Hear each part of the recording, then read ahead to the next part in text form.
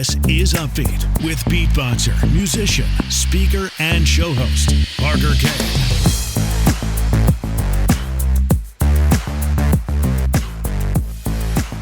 Hey everyone, welcome to Upbeat, and thank you very much for being here and for listening in today. If you would, please follow the podcast wherever you're listening to it right now. And if you like the show, leave an Upbeat review. That is always super appreciated, so thank you for that. Today's guest is Adam Roa. You can find everything there is to know about him at adamroa.com, adamroa.com, or his Instagram, adam.roa, adam.roa. Definitely look him up. Definitely follow him. He is just absolutely incredible, inspirational. This guy is a spoken word artist. He's a poet. He actually had one of his poems go massively viral, which he'll be sharing with us today on the podcast episode. So I'm excited to share that with you. He's also a filmmaker, a motivational speaker, a musician. He's just the truest sense of the word artist. So very, very happy to have him here on Upbeat. And I don't want to keep you waiting. So without further ado, let's get into it. Adam, thank you very much for joining me on Upbeat. I appreciate it. Yeah, thanks for having me, Parker. It's been on my calendar and I've been looking forward to it. Absolutely. I'm so excited for this. And I'm really glad that we were able to meet, cross paths on this new app, the Clubhouse app. It's been awesome.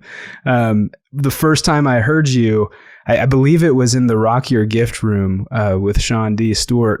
It was a really fun room, and you shared your poem.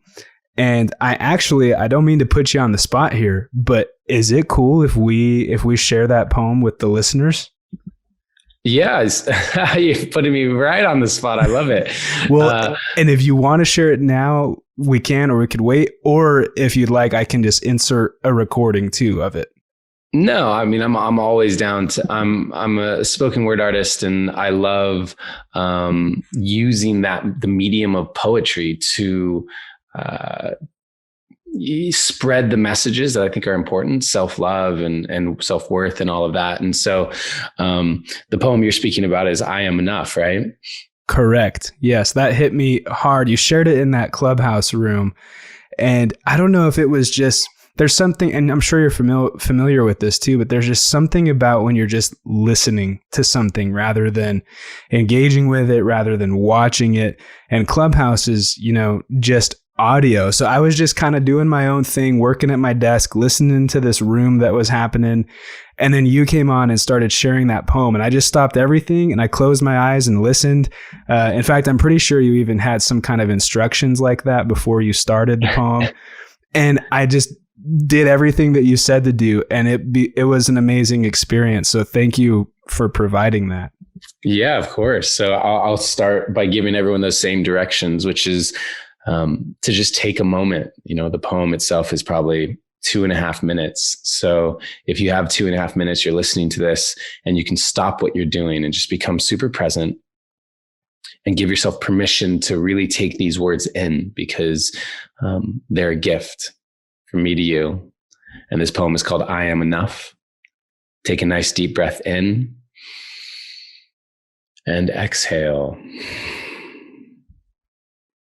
I am enough, but enough of what?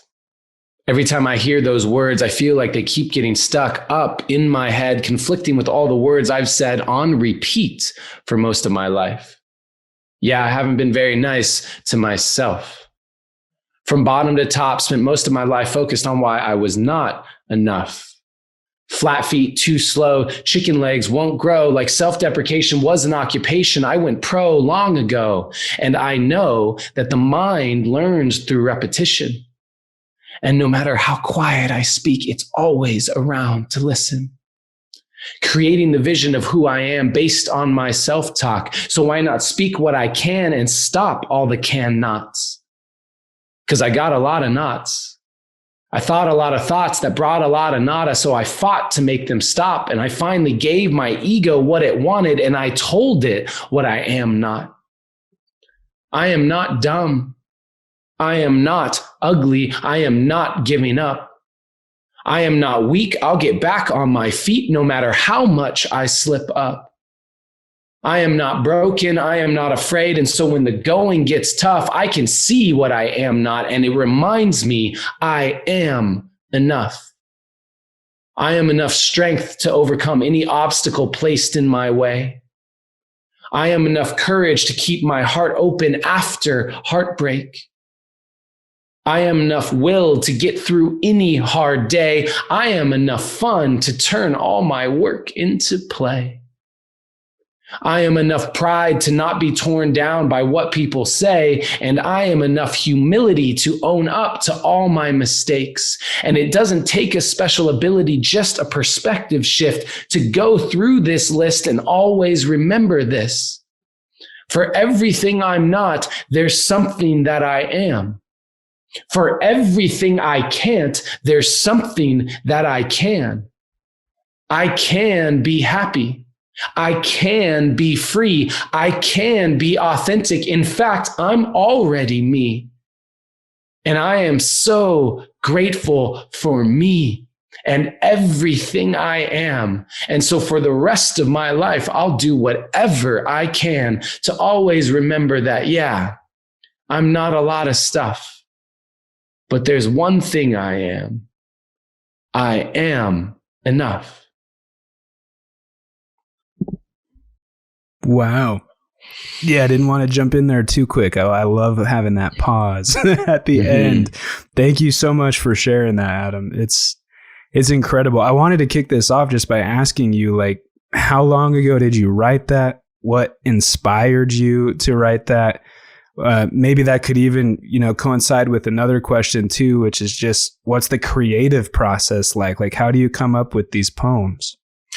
Yeah, well, this one's pretty unique in that I was speaking and performing at a Mind Valley event and was approached by a gentleman who said, you have to meet my wife, because she is all about self-love and there's just a collaboration in the works.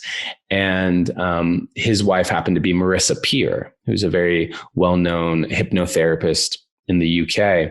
And she asked me, can you write a poem about I am enough? Can you do that? And I said, yeah, sure. And so I wrote the poem. This was probably a year and a half ago now. So what is that? Makes it the end of 2019, I believe, something like that. And it was an interesting process because at the time I was going through a difficult breakup. And so in many ways, I was saying all the things that I needed to hear and reminding myself that I am enough, even though right now in this moment I feel so low and unwanted. Let me remind myself of these things, that I am enough strength, to overcome any obstacle placed in my way. I'm enough courage to keep my heart open after heartbreak. That's where that line comes from. At any other time in my life, perhaps that line, for example, doesn't even make its way in there. But at that time, it was so real and relevant to me. And I haven't done too many of these sorts of collaborations, or sometimes I'll get approached about, hey, could you do a poem about this or that? And so this is one of those. And I think that the creative process for this kind of second part of your question it's so fluid, and every creative you talk to will have a different process. I don't know that I have one process that works, because sometimes I have a poem like this one that came through in a day or 2 days or 3 days or something. Other times it takes me months to finish a piece. And the most important thing to get across to people around my process is kind of the foundational way in which I view it, which is I believe that I am giving birth to the creative idea. And so when I have something like I am enough, right, then my role is to be like the surrogate for spirit to move through me and birth that. And so I look at things like, okay, what do I need to be doing in my day to day? How do I need to be eating? What is my routine?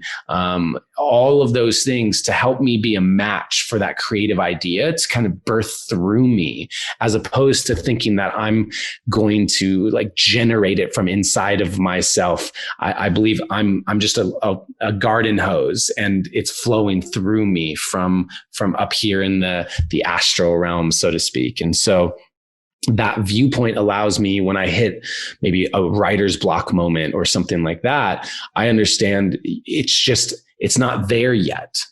I'm not a match to it quite yet. And so I get to go out and become a match to it, not just force my way through it. Wow. Fascinating.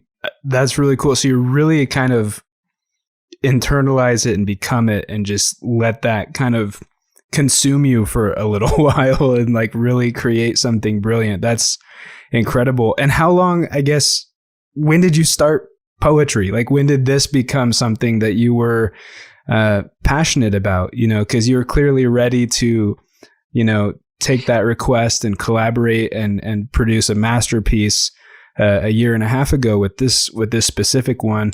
How long had you been doing it before that? Well, it's funny. I went back to visit my parents, and I was going through a box of just old scrapbook stuff that my mom has kept. And there's pages and pages and pages, hundreds of poems from when I was a kid, first grade, second grade, third grade, just all of these poems. I have awards for little poetry things in school and stuff. And so I realized in hindsight that I've been writing poetry for my whole life, basically. But there was a large period of time where I shut myself down, I would say, to the artistic side of myself. I took on the belief that I wasn't actually creative or artistic. I was more of the logical, linear, analytical thinking person. And I needed to be realistic, because you can't make a living as an artist, and so I really dropped into more business and what am I going to do for a career. And during that time, I feel like I really stopped writing poetry the way that I do now. And then, but I would say in terms of spoken word poetry, and I define that really by just poetry that's meant to be spoken out loud. Some poetry is meant to exist on the page, and even poets will use the page in a way where they put the words over here, all in the top left corner, and the rest of it's blank, to use the page as a canvas. And with spoken word specifically, I'm looking at it as I am intending to speak this. There's a cadence to it. I can hear, like, as I'm writing it, I can hear the way I would want to perform it. And so that's what makes it spoken word. And that was probably, I would say, maybe in 2000, I'm guessing now, but 2016, something like that, where I was at an event. And it was a lot of different speakers. And the very last speaker to go was a spoken word artist. And at that time, I'd never heard slam poetry before, or at least I'd never really taken notice of it. But on this particular evening, this gentleman goes and does a poem. And I immediately got a lightning bolt of energy through me and just said, I can do that. I know I can do that. And I went home and I wrote, a poem called Our Thoughts, which is on my poetry album. I have a spoken word poetry album, actually, that's on Spotify under my name. It's called Permission. And I wrote Our Thoughts. It's the first poem on the album, and it's the first poem I ever wrote, a spoken word. And I did it for a friend, and I said, hey, like, check this out. I just wrote this. And I was really proud of it. And one of my friends said, your next one, you should do your next one called You Are Who You've Been Looking For. And I went on in the next 48 hours to write my second piece, which is called You Are Who You've Been Looking For, which has now gone viral and has been viewed on Facebook over 200 million times.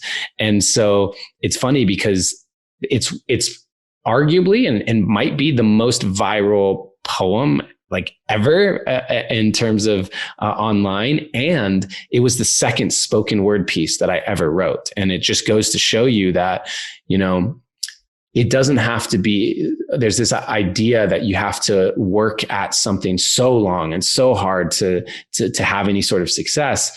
And granted, by the time the poem had gone viral, I'd written so many more poems. I was touring internationally with my spoken word poetry show.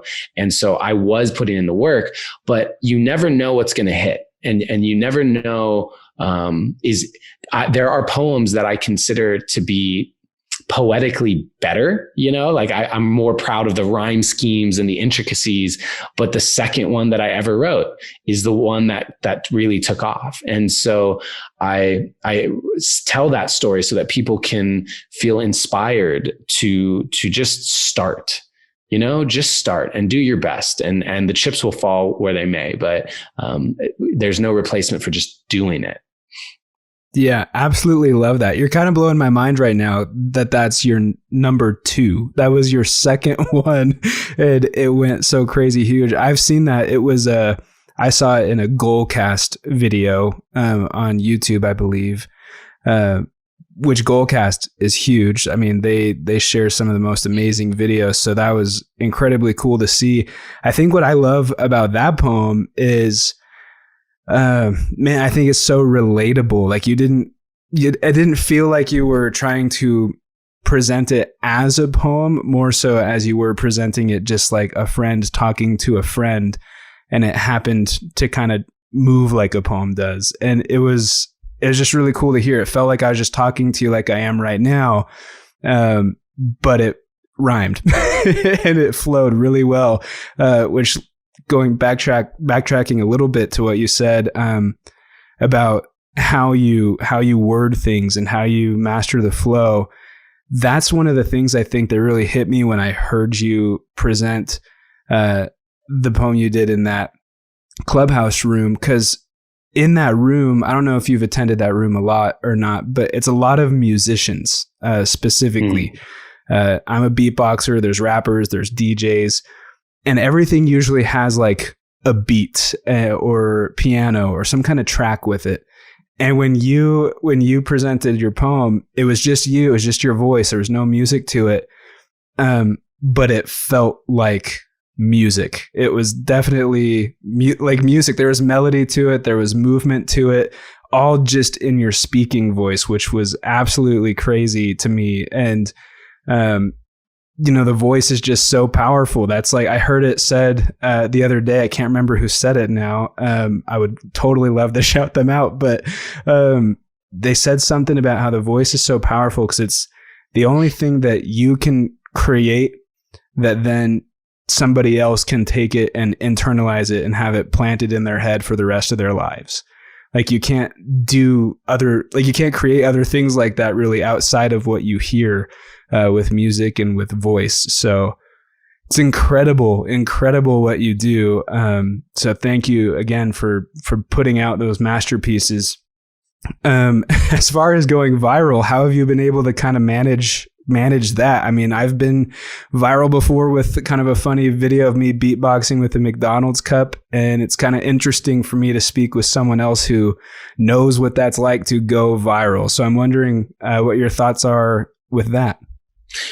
Yeah, well, first, thank you for the kind words on my poetry and performance. It's something that I love, and adding melody and beats is what I've started to do with music. Releasing music under my last name Roa, which I have a few songs on Spotify and stuff. And I feel like what is so important is that when people feel like they're receiving art, when they don't feel like they're being lectured at, but they're actually just receiving a piece of art, whether it's a song or a poem or whatever, they give it permission to let them feel something, and in today's day and age, that's the key. If we can get people to feel, if we can get people to feel love, if we can get people to feel joy, if we can get even people to feel safe enough to feel their sadness and their stuff, the emotions don't become this repressed, energy stuck in the system that then becomes something that is unconsciously acted out in ways that cause harm to others. And so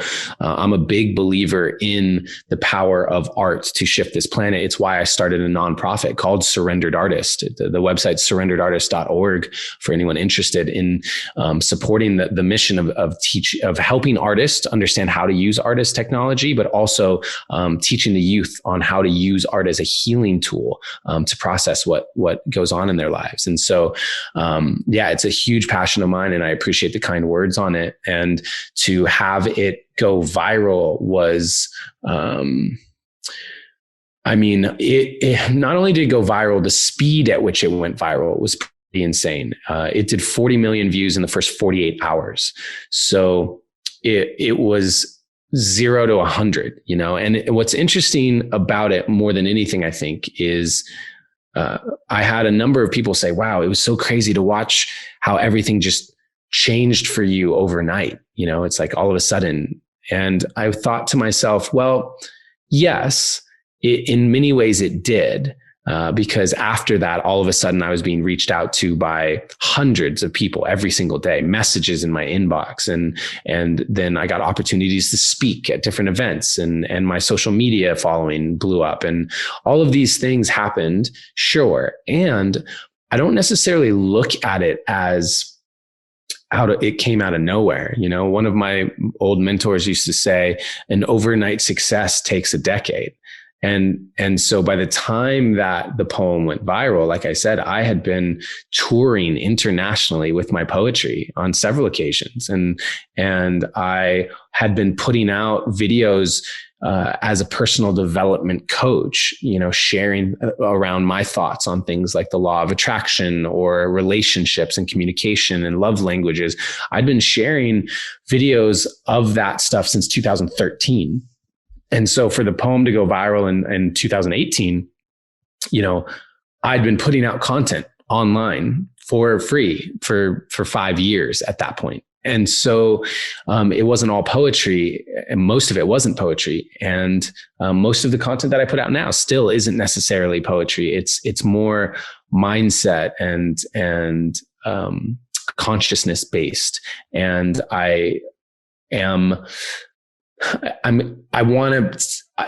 view it more as if the poem going viral was just the tipping point of all of that work and all of that energetic output, because I believe, what you put out will come back to you. And so, that is an important viewpoint, I think, to share, because so many people now are asking that question: how do I make that piece of content that's going to go viral? And that was never my approach. It's still not my approach. I look at how can I make the most impactful, best content I can and put it out consistently, and then just be in a state of trust. Yeah. Well, and I have to say this,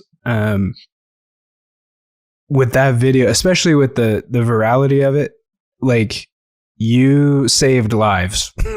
You changed lives, you saved lives, and probably in a larger number than you would even expect, because of how many people consumed it and were impacted by that. So you really left, like, an earth-shattering effect on the world. Like, you touched everyone. So yeah, and I got a lot of, it was heavy, man. It was heavy. I got a lot of messages from people who were suicidal.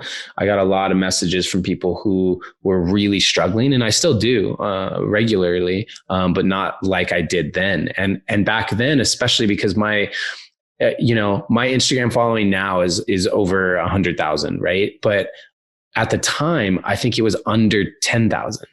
And so I was still at the space where I was answering every message I got, every single one. If you DM'd me, I was answering it. If you commented, I was answering it. And to this day, I still run my Instagram personally. And it just got to a point so quickly, I couldn't keep up. And I went through this phase of feeling really guilty. Here are all these people writing me that are asking for help or wanting to just be heard. And I can't keep up. And then my body broke down while the poem was going viral. I got really sick and just was in bed, and I don't get sick. It's very, very rare, but I got super sick for like a week, just from the stress and how much was coming in, and my body not being able to capacitate it. And so, it was very interesting. And, it's also freed me in a lot of ways, because to have one of the most viral videos of all time on Facebook, I've had to let go of the idea that I'll ever beat it. I've just gone, I may never, ever release anything that does that. I hope I do, but maybe it never happens like that. And if that's the case, then I can't be evaluating my content based on views and shares. And like I can't do that, because I will always fall short if that's what I'm using as my next mountaintop. And so there's been a freeing aspect to it that's been really healthy for me, because it can become a slippery slope to just be paying attention to the views over and over and over again. Yeah. And you bring up a few things there that I want to touch on, but I think the biggest one is, the amount of people that wanted to personally reach out to you and have conversations. I know it's incredibly hard to keep up with that, but that's why I'm such a huge advocate for these voice vehicles, like podcasts and like Clubhouse, because you could be talking very personable or very personably on Clubhouse to a large number of people and not have to dedicate your time to just one person, but it still feels like it's a conversation with just one person. And same thing with podcasts. Like, I am lucky enough to have the pleasure to talk to you right now, but all the people who are going to listen to this, it's going to be like a personal conversation with you.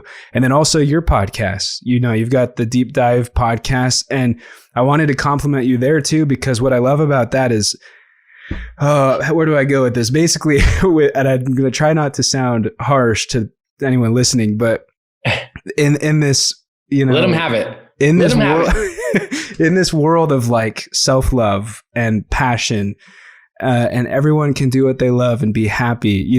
There's lots of kind of like an element of fluff to it that's very surface level that people don't, it goes right over their head because they don't appreciate like how deep it can actually go. And so what I love about the deep dive concept that you have is you take those fluffy things like passion and self-love, and you go into how it works and how people can actually utilize that to change their lives. And so again, kind of partnering two things here, but they don't have to necessarily talk to you in your DMs to get that same kind of impact, or lessons learned, or shoulder to cry on, so to speak, because they could always tune into your content, and that's the kind of things that you're releasing for them. Yeah, well said. I had gotten to a point where, instead of responding personally to everyone, I respond to a lot, but I just said, I could spend an hour going through my inbox and responding to all of these people and get through 50 of them, right? But in an hour, I can also record a podcast, or I can make a YouTube video, or whatever it is, and reach thousands of people. And giving myself permission to say that's okay. I don't ever want to lose the personal touch. That's why I love in-person events so much. When I'm out and someone comes up to me and says, yo, I saw your poem, or I follow you on Instagram, and I just want you to know how much it means, blah, blah, blah. That one interaction is worth like 10 to 100 DMs, like, because there's such a realness to it where I get to go, wow, okay, my stuff is making a difference in that person's life. Like I got to feel that.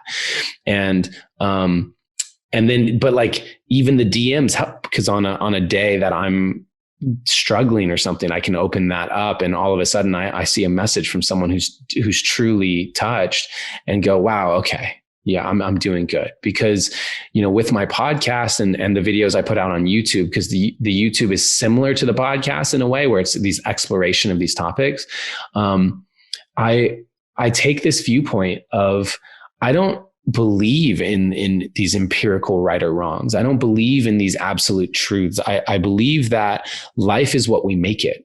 I believe that every single event that happens in your life is completely neutral event, and you assign the meaning to it. And that meaning you give it determines the value that you take away from it. And so if that's my belief system, then all I'm trying to do with my content is give people an opportunity to take on new belief systems that are more supportive for the life they want to live, not try and convert them to some dogmatic viewpoint, not try to sell them on anything.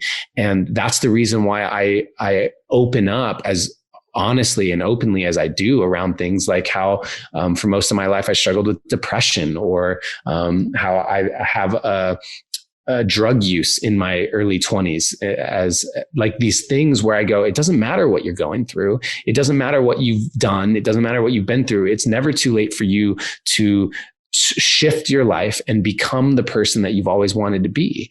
And even when you become that person, you're going to continue evolving and shifting and growing. There's no end to that journey. That's what we've signed up for, coming here and being human. And we get to recognize that, have compassion, because being human's hard. It's not the easiest thing to do. There are some tough days. As I'm saying this right now, I've been fasting for like 24 hours. I've needed to take like 2 naps today. I posted on Instagram. I think the quote I just posted on Instagram was something like, sometimes the most, I don't want to butcher it, what I just posted, but I said, sometimes the most enlightened thing you can do is take a nap. And because there was this part of me that was trying to force my way through all of this and going, just go to sleep, bro. Just go to sleep, and I will allow my unconscious mind to do the processing, and my conscious mind to rest and just reset and come back with fresh energy. And that's the same way with the fasting. Why am I fasting right now? Is because I just had several days in a row, maybe even a week in a row, of just not eating in the way that I want to eat. I've allowed myself to have too much sugar for my own preferences. And I had like pizza, like 5 slices of pizza the other day. And I went, I get to give my body a reset, and I just get to let it not have to process a bunch of other stuff and let it work through everything that's in my system. So I'm going to do like 40 hours of fasting. So the reset is really important. And I think that, again, why I reset is to come back to my life and be in my life with fresh perspective. And that's my goal with all of my content. It's just to give people fresh perspective. And that perspective is ultimately the lens that you're wearing to perceive life. And just like the glasses that you're wearing right now, you're seeing life through a lens. If you were to change your glasses, it would change the way that you view life. And that is the culmination and the sum of all of our beliefs, our fears, our doubts, our insecurities. All of it put together gives us the lens. It gives us the glasses that we're wearing. And every time we shift something, we can improve the way that we see life so that it becomes more enjoyable. Love that. One thing I loved too that you said was just, we get to assign the meaning to these situations that we go through. That's really, really powerful stuff. I don't even want to respond to it. I just want to let that rest. And to anyone listening, when you can, if you're driving, obviously don't do it, but when you can, just rewind a few minutes, listen to everything he just said again, and take notes to it, because it was really powerful stuff. But moving forward, I just wanted to highlight something you've got coming up too, and just give you a platform to share that and talk about that. You had mentioned to me you have an online kind of festival going on for your community, and I would love to just have you share more about that as well. Yeah, thank you. I formed an online personal development community called Create, which is the collective renaissance of education, art, transformation, and entertainment. And the website is thecreatecommunity.com. And it's basically my goal with the community at the time, how it started, was just I'd hired this company as an accelerator to help me plan my next international tour for my poetry show. And in the first month of hiring them, and I had a 3-month contract, COVID hit. And so the tour was canceled. And instead of canceling the contract, I simply went, what do people need right now? And ended up forming this community, bringing together all of the people who were doing like breathwork classes and yoga classes and open mic nights and online concerts, and just brought it all together into one space. And it was entirely just self-funded. It was just an idea that I had. And then after about 2 months, I could tell it was something. People were seeing their lives change. People were creating true friendships. People were doing collaborative business launches together. It just took off. And I said, okay, how do I turn this into something sustainable? What does this get to be? And it's formed into this incredible community of people who are growing together by taking online personal development work masterclasses, essentially happening every single week.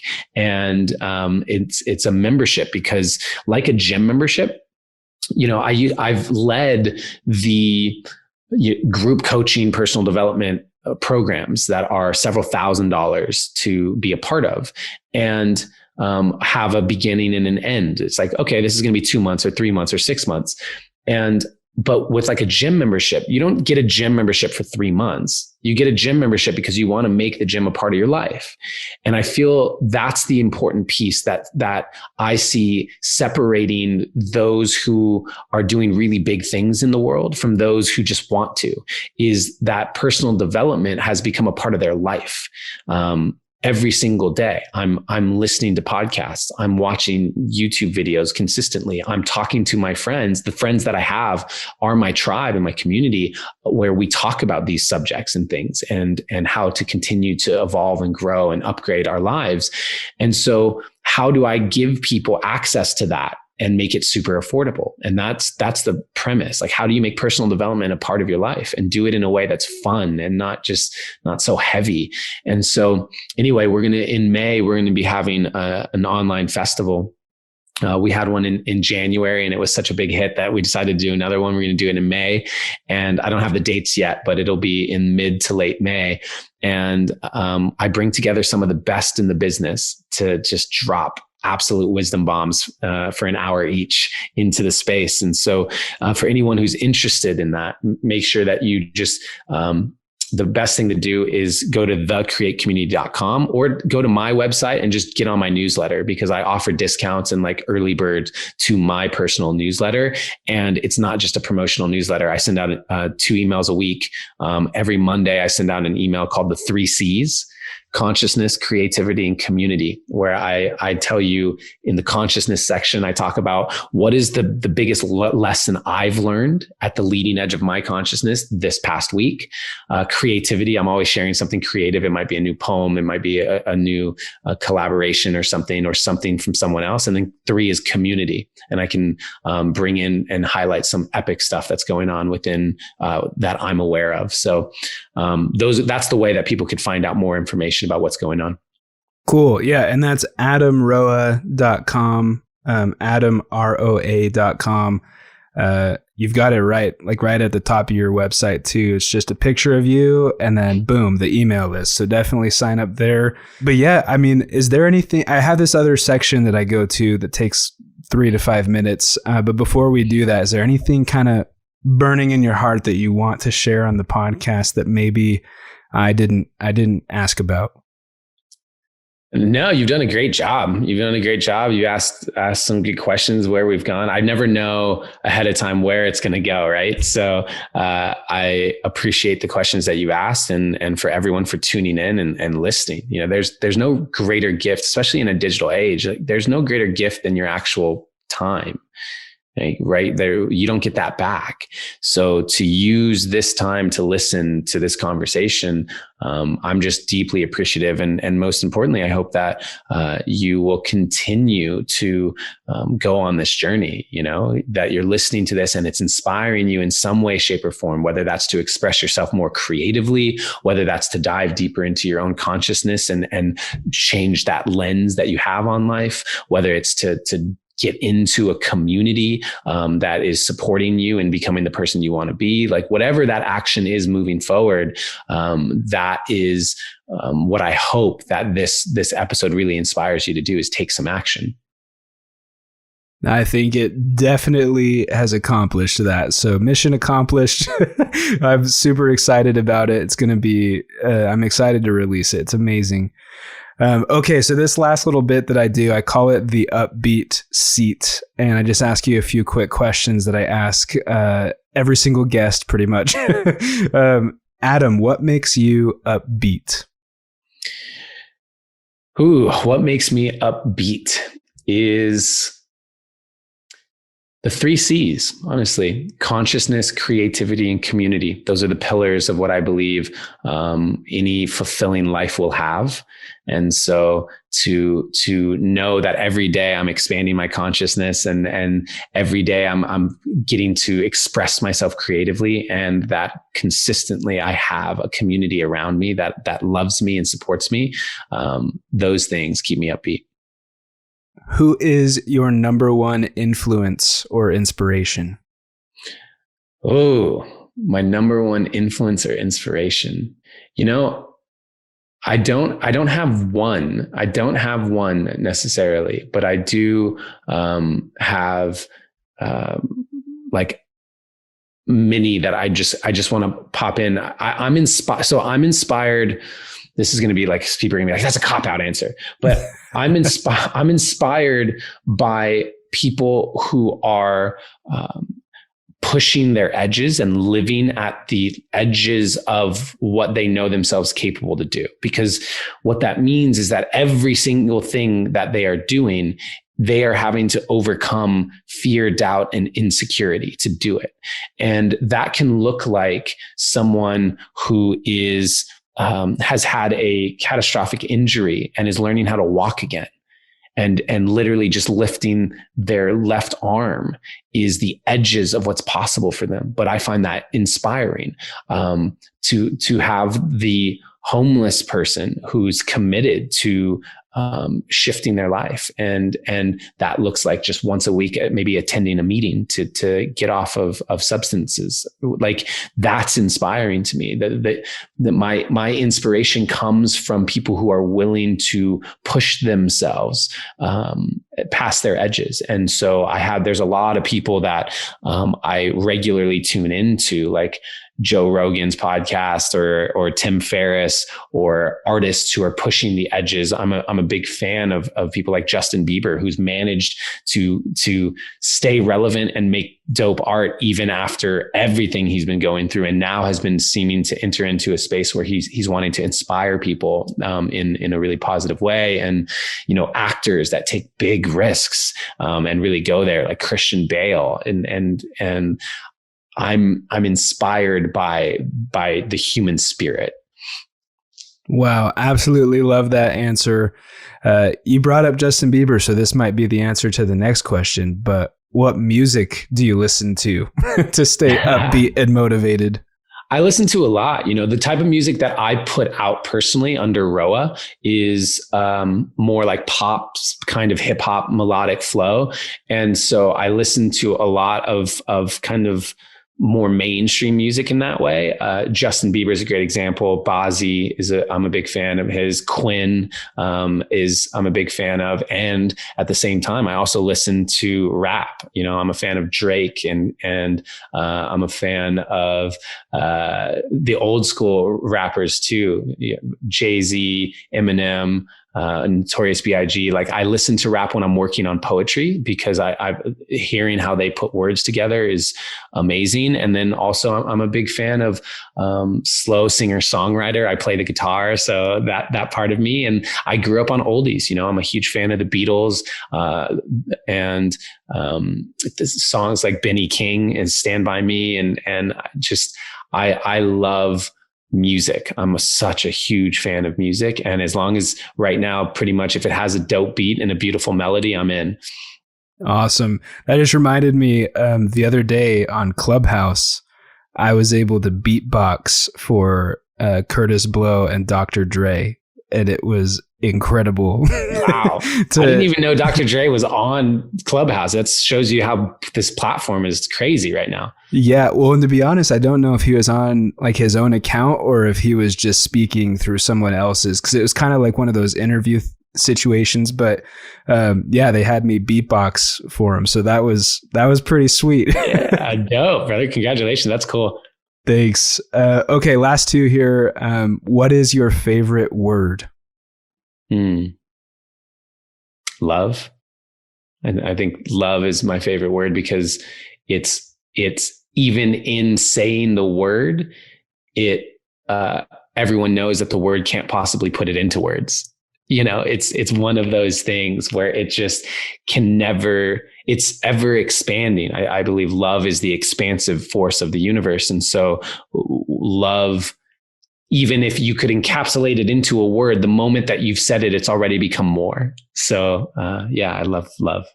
Sounded like you were about to break out into a poem just right there. That was crazy. Okay. Do you have a favorite TV show right now?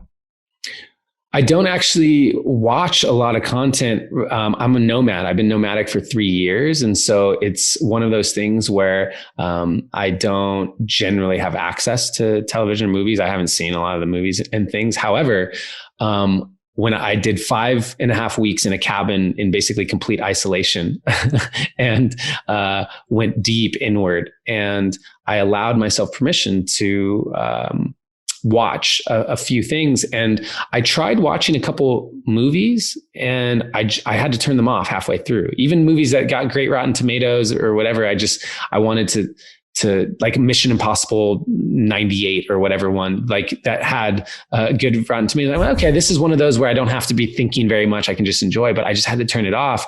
And then I started looking at, okay, what do I actually want to watch? And I started watching Extraordinary Homes. It's like a TV show that it's all these extraordinary homes from around the world. And I love Chef's Table on Netflix. And I realized, again, when you talk about what inspires me, it's like people living at the edges of their consciousness and pushing themselves. And so the architects and the cooks and the chefs, and I love that. Like it inspires me. I think that as an artist, I see poetry as one medium. I see music as one medium. I see my filmmaking as a medium. But when I can experience someone else's creativity, it's like my brain goes, what? How did they think to do that with that? And it increases what I think is possible on the planet. And the edges of our imagination are the edges of what we can create in our own lives. So every time I expand my imagination and what I believe to be possible, I've just expanded the potential for my entire life. And so I geek out on that. I love that. And so I watch a lot of shows and documentaries and stuff in that realm. Awesome. Cool. Well, thank you so much, Adam. Again, everyone listening, your Instagram, just want to make sure, is adam.roa, R-O-A. So at adam.roa. Go follow him on Instagram. Show him some love. Adam, I'm going to send this out by doing a quick beatbox for you with your name Please. in it. Please.